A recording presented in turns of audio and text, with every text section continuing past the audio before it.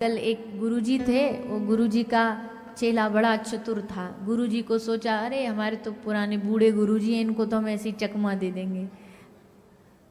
गुरुजी बोले कि बेटा, भगवान पहले तो 2-3 बात और भी कही, सुनता, सुन करके अनसुना कर देता कभी कभी तो, और कभी कभी सुन जाता तो उसके नए नए बहाने खोज देता। गुरुजी बोले, बेटा रात हो रही है, जरा देखो तो कुछ आवाज़ आ रही है बाहर, जोर जोर से बारिश की सी आवाज़ आ रही है, जरा देखो बाहर बारिश हुई है क्या। तो बोला, अरे गुरुजी आधी रात को आपको हम ही मिले परेशान करने के लिए, बारिश देखने की जाने की जरूरत ही क्या है, बाहर से अभी अभी ये बिल्ली आई है, हाथ फेर के देख लो, गीली है तो बारिश हो रही होगी। गुरुजी बोले अच्छा। गुरुजी बोले, बेटा रात हो गई है, दिया बुझा दे, दीपक को बुझा दे। बोला, अरे गुरुजी फिर आप ठंड में हमको बाहर निकलवा रहे हो, बुझाने की क्या जरूरत है, आंख बंद कर लो, दिया अपने आप बुझ जाएगा। गुरुजी बोले, ये बात भी ठीक है। फिर बोले, बेटा चल कम से कम उठ के दरवाजा तो लगा दे। तो बोला, अरे गुरुजी 2 काम हमने कर दिए, एक काम आप खुद उठ के नहीं कर सकते। फिर सुबह हुई तो गुरुजी बोले, बेटा, बहुत सारे शिष्य खड़े थे, बोले भैया कोई जा कर के तुलसी ले आओ। तुलसी ने थोड़ी दूर लगी थी, वहाँ जाना पड़ता, तो चेला बोला, बचना है तो एक ही तरीका है। वो गुरुजी तुलसी कैसी होती है तुलसी? अच्छा, हमने तो कभी देखी नहीं, तो हमें तो पता नहीं कैसी होती है तुलसी। अब वहीं दूसरा चेला खड़ा था, उसको पता था अब गुरुजी इस पे नहीं तो अब हम पे आएंगे कि बेटा तू ले आ। और गुरुजी ने वही कहा, बेटा तू तो जानता है ना। बोला, हाँ हाँ गुरुजी जानता हूँ, तुलसी वैसी ही तो होती है, उसके पत्ते ऐसे ही तो होते हैं जैसे केले के पत्ते होते हैं। गुरुजी बोले, तुझको भी नहीं पता? बोले, नहीं हमको भी नहीं पता। पर चेला तो मानते ही, गुरुजी ने बोला इन दोनों को ही मजा चखाएंगे।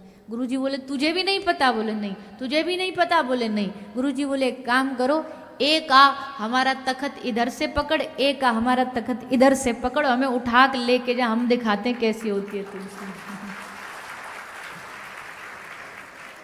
बचने के तुम पे 1000 बहाने हैं, लो हम दिखाते हैं तुलसी कैसे होती है। कभी भूल नहीं पाओगे तुलसी के पत्ते कैसे होते हैं। इसलिए आजकल चेला बनाने में भी डर लगता है। वास्तविक जो गुरु होते हैं उनको शिष्य बनाने में भी डर लगता है। बोले भैया पता नहीं क्या कब कौन सा कांड कर दें, चेला कोई भरोसा नहीं है।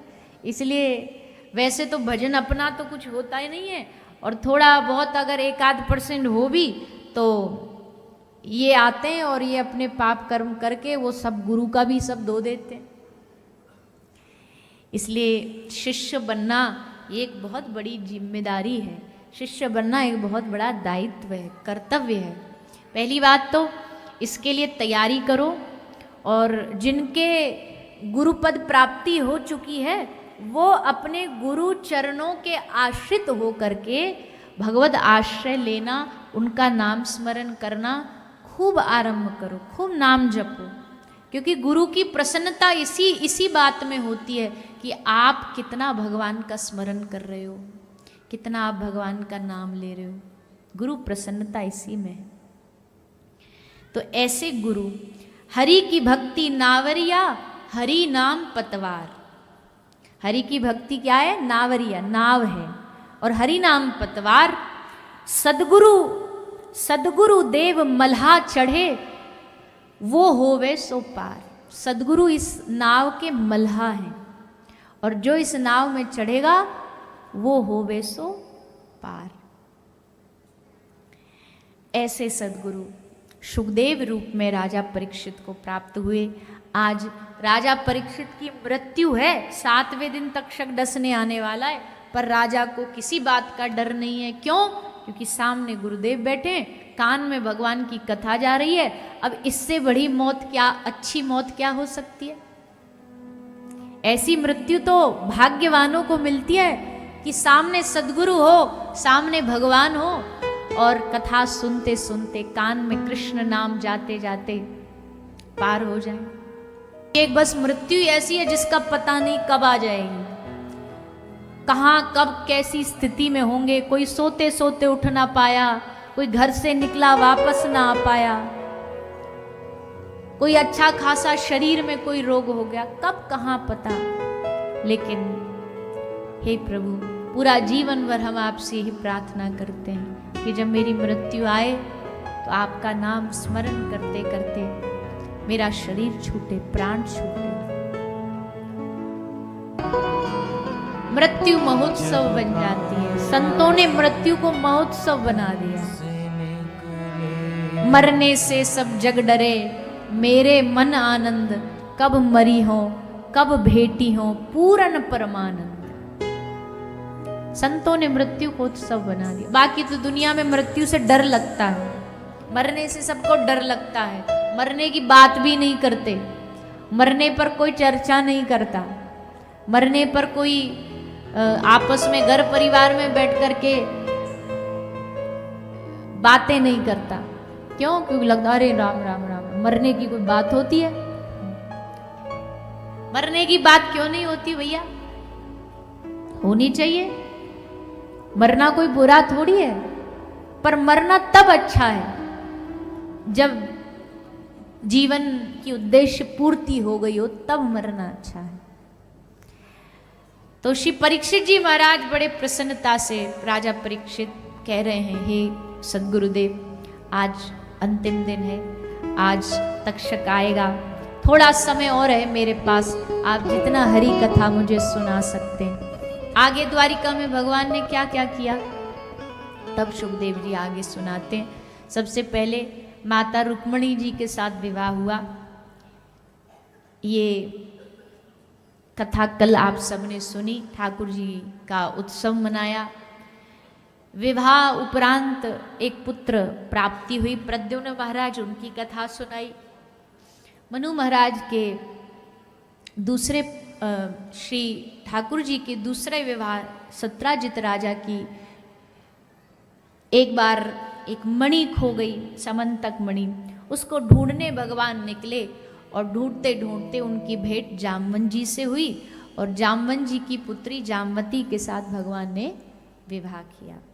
इस प्रकार जामवती जी से विवाह हुआ। फिर सत्राजित ने अपनी पुत्री सत्यभामा के साथ भगवान श्री कृष्ण का विवाह कराया। सत्यभामा भगवान की रानी हुई। ये पृथ्वी का अवतार है, भूदेवी ही सत्यभामा बनकर के प्रकट हुई है, इसलिए सत्यभामा के साथ विवाह हुआ। भगवान की चौथी पटरानी श्री कालिंदी माता हुई। यमुना जी भगवान की चौथी पटरानी हुई, सूर्य भगवान की पुत्री हैं।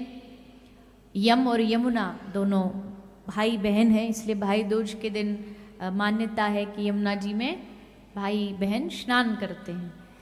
तो यमुना जी के साथ विवाह किया। पांचवी रानी मित्रविंदा, भगवान ने मित्रविंदा के साथ विवाह किया।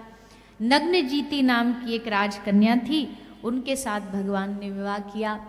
भद्रा और लक्ष्मणा, इनके साथ भी भगवान ने विवाह करते हुए इन सब पर अपनी कृपा करी। तो ये भगवान की 8 मुख्य पटरानी हुई। 16,100 रानी के साथ कैसे भगवान विवाह करते हैं वो कथा भागवत के प्रसंग में सुनाई गई है। आप हम सब उसको श्रवण करेंगे। आगे ठाकुर जी के सखा भक्त की कथा भी सुनाई जाती है सुखदेव जी के द्वारा, उसको भी सुनेंगे।